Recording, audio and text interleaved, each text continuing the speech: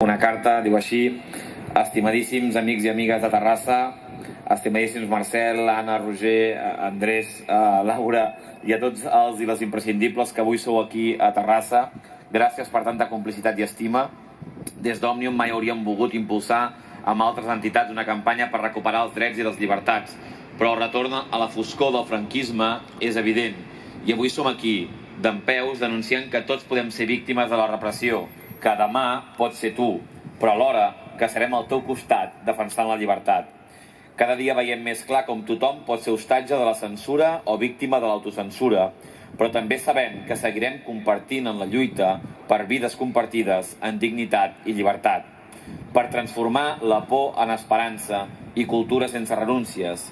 Com diu el poeta Evaristo, de la Polla Records, tenim amb nosaltres una poció màgica, el cervell. Com més oprimits ens volen, més lliures som. Una abraçada immensa a tot cor, sempre endavant. Jordi Cuixart, presó de Sota del Real, 30 de maig de 2018.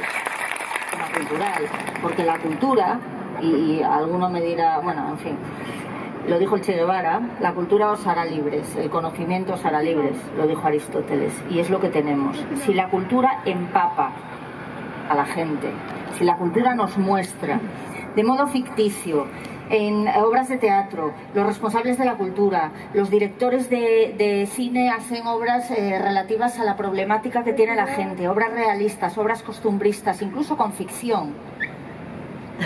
Si la gente se entera a través de la cultura de lo que ocurre, la movilización es mayor. Y la cultura es la gran vía para conocer las cosas, el conocimiento, los libros secuestrados, Fariña secuestrada, y empezó. Con Fariña empezó, con lo que relata Fariña empezó la corrupción del Partido Popular. Ahí empezaron a financiarse con el narcotráfico y con el contrabando. Los alcaldes del PP eran narcotraficantes. En Galicia empezó todo, y lo sé bien que soy de Lugo. En Galicia empezó todo. Y secuestran el libro, ¡oh, qué casualidad!